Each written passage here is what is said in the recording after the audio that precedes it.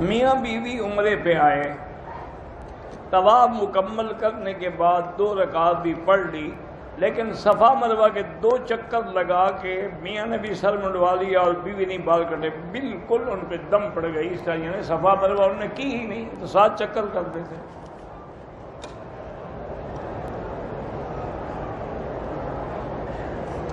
اگر کوئی آدمی کسی بھی معذور کو ویل چیئر پہ لے کے عمرہ طواف کرتا ہے تو اگر اس کی اپنی نیت بھی ہوگی تو انشاءاللہ اس کا بھی ہو جائے گا۔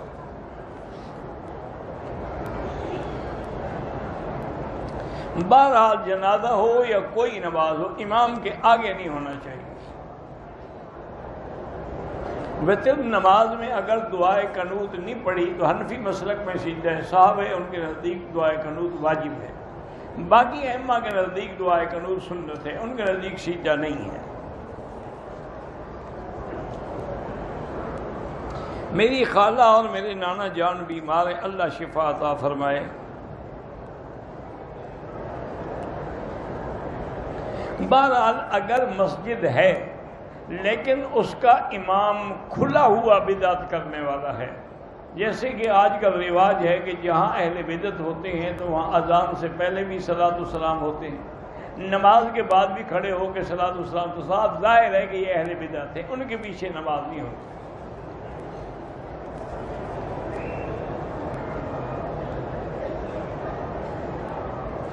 بھئی اگر کوئی آدمی قرآن صحیح نہیں پڑھ سکتا اس کو امام نہ بنائیں۔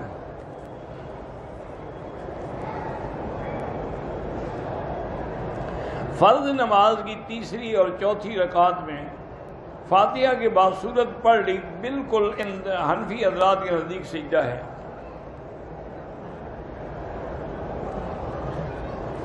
بالکل جب بھی حضور صلی اللہ علیہ وسلم کا ذکر آئے تو ہر مسلمان کو درود شریف پڑھنا چاہیے۔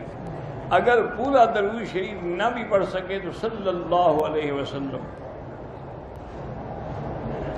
مدینے سے مکہ مکرمہ عمرے کے لیے آتے ہوئے راستے میں 2 نمازیں اکٹھی پڑھتے، بھئی ہو جاتی ہیں، جائز ہیں، لیکن حنفی مسلک میں یہ ہے کہ ظہر کو مؤخر کر کے آخر وقت میں پڑھے اور عصر کو اول وقت میں پڑھے، تاکہ ہر نماز اپنے اپنے وقت میں بھی ہو اور اکٹھی بھی ہو جائے۔ میرے بیٹے کا نام سیف الرحمان ہے، بیمار ہے، اللہ شفا عطا فرمائیں۔ ملاقات کے لیے بھائی درس کے بعد مجھے نیچے آ کے مل لیں، عشاء کے بعد انشاءاللہ۔ قسطوں پر چیزیں فروخت کرتے ہیں، 35% منافع لیتے ہیں، وہ جائز ہے۔ میرا لڑکا لاکھوں ریال کا مقروض ہے، اللہ اس کے قرض ادا فرما دے، اور جو بھی مقروض ہیں اللہ ان سب کے قرض ادا فرما دے، اور اس کے لیے جتنا استغفار پڑھیں گے انشاءاللہ تو اللہ مدد فرمائیں گے۔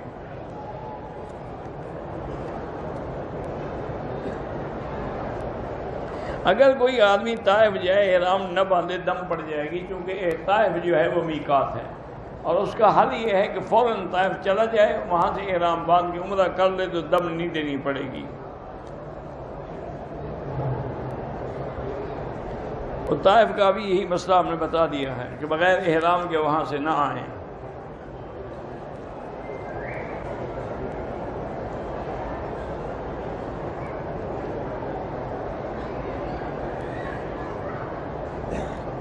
بہرحال اگر آپ کی لڑکی کا توبہ کریں، استغفار کریں، اللہ پاک آپ کو فتنے سے بچائے۔ میرے 2 بچے ہیں اور شوہر مجھے بہت تکلیف اذیت دیتے ہیں، تو یا مانعو اللہ کا نام ہے، اول آخر درود شریف پڑھ کے ہر پانی پہ کھانے پہ دم کر کے دیا کریں۔ میرے بھائی کا ایکسیڈنٹ ہوا، ان کے 2 دوست بھی تھے، وہ بھی فوت ہو گئے، اللہ مغفرت فرمائے۔ حرم میں ہم امام کی اقتداء کرتے ہیں، جنازے میں ضروری نہیں ہے کہ آپ 1 سلام پھیریں، 2 بھی پھیر سکتے ہیں، 1 بھی پھیر سکتے ہیں۔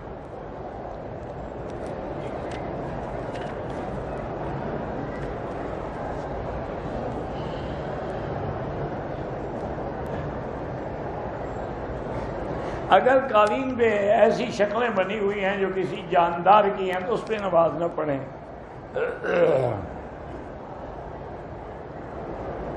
میاں بیوی سے والدین نے قطع تعلق کر لیا ہے، چونکہ ہم بدعت نہیں کرتے، بالکل بدعت نہ کریں، یہ کوئی نافرمانی نہیں۔ نافرمانی وہ ہوتی ہے جب دین کے خلاف بات دنیاوی بات ہو، لیکن لا طاعت لمخلوق فی معصیت الخالق، کسی بندے کی فرما برداری اللہ کی نافرمانی میں نہیں ہو سکتی۔ کمپنی والوں نے میرے پیسے روکے ہوئے ہیں، تو آپ حسبنا اللہ و نعم الوکیل زیادہ سے زیادہ پڑھ کے دعا کریں۔ ماموں اور مامی کے ساتھ لڑکی عمرے پہ آ سکتی ہے۔ سید خاندان کو زکوٰۃ دینا جائز نہیں ہے۔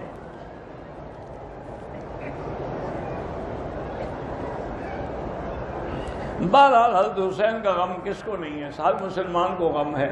آنسو بہانا جائز ہے، ماتم کرنا حرام ہے۔ حضرت علی نے کربلا جانے سے کیوں نہیں روکا؟ حضرت علی تو فوت ہو چکے تھے، کیسے روکتے؟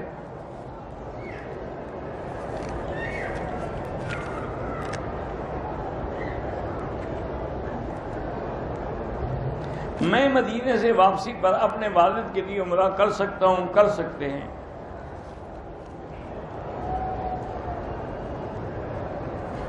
بہرحال کوشش یہ کیا کریں کہ عورتیں نہ تو نماز میں آگے ہوں نہ برابر کھڑی ہوں۔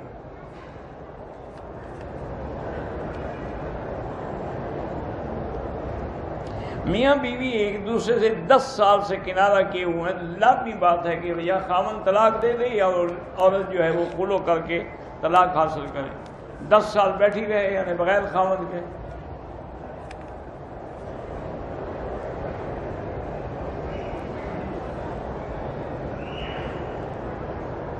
اگر شوہر نے 2 طلاقیں دی ہیں تو اس سے آپ شادی کر سکتے ہیں۔ اگر پہلے کوئی گناہ تھا دونوں توبہ کریں۔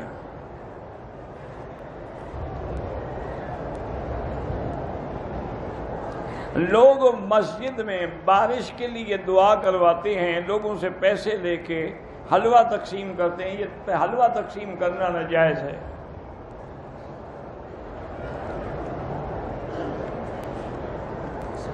امام اگر جرابوں پہ مسح کرتا ہے تو حنفی مسلک میں اس کے پیچھے نماز نہیں ہوتی۔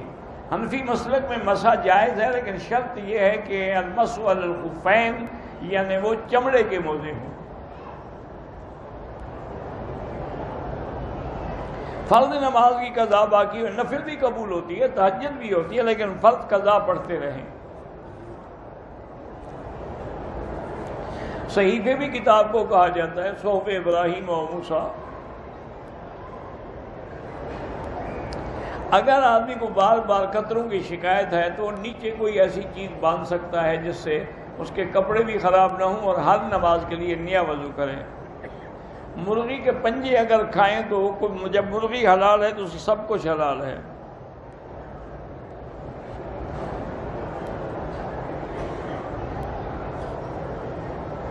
شریعت میں اس بات کی اجازت ہے کہ لڑکیاں مدارس میں پتہ نہیں کیا ہوتی ہیں، بہرحال مدرسے میں جا سکتی ہیں، لیکن کوشش کریں کہ لڑکیوں کے لیے لڑکیوں کا مدرسہ ہو، مردوں کا نہ ہو۔ میں نے تجارت کی برکت کے لیے مسجد میں بچوں کو مٹھائی تقسیم کی، ٹھیک ہے، کوئی بات ہے، خیرات ہی ہے نا۔ منزل پڑھ سکتے ہیں، وہ تو قرآن کی صورتیں ہیں۔ میرے دوست کا بیٹا ہے، اس کی آنکھ خراب ہو گئی، اللہ شفا عطا فرمائے۔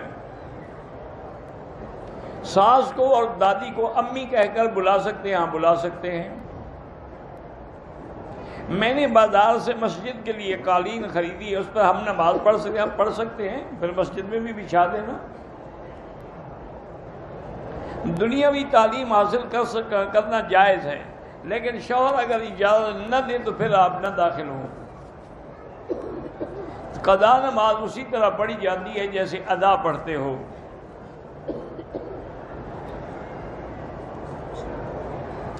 میرے نانا نے مجھے زمین کا کچھ حصہ ہبہ کیا، کیا میں ان کی وفات کے بعد لے سکتا ہوں؟ اس نے سب کو ہبہ کیا یا صرف ایک کو ہبہ کیا؟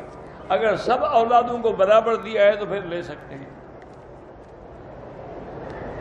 جمعہ کی نماز کے بعد کھڑے ہو کے جو صلاۃ والسلام پڑھتے ہیں وہ بدعت ہے، کیونکہ اگر یہ سنت ہوتی تو سب سے پہلے صحابہ پڑھتے۔ مسجد میں اگر محفل نعت خوانی ہو رہی ہو، لیکن شرط یہ ہے کہ نعت میں کوئی شرکیہ الفاظ نہ ہوں، لوگ اس نعت خواں کو پیسے دیں وہ بھی کوئی بات نہیں۔ دوران طواف حتیم میں نفل نہیں پڑھ سکتے، پہلے طواف مکمل کریں۔ میرے بیٹے کو بلڈ کینسر ہے، اللہ شفا عطا فرمائے۔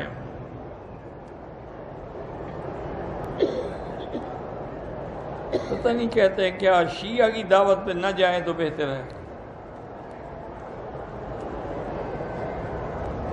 اگر سری نمازیں ہیں یا جہری ہیں، حنفی مسلک میں امام کے پیچھے مقتدی فاتحہ نہیں پڑھے گا، امام کا پڑھنا ہی مقتدی کے لیے کافی ہے۔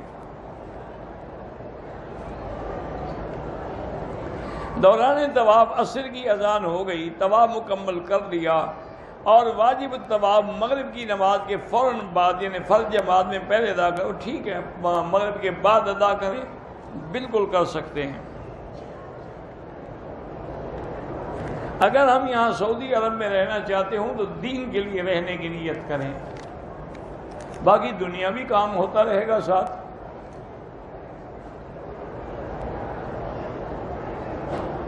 بچوں کا تو کوئی نہیں ہے، آپ نے جو احرام نہیں باندھا مدینے سے، آپ پر دم ہے، عمرہ بھی کریں اور دم بھی دیں۔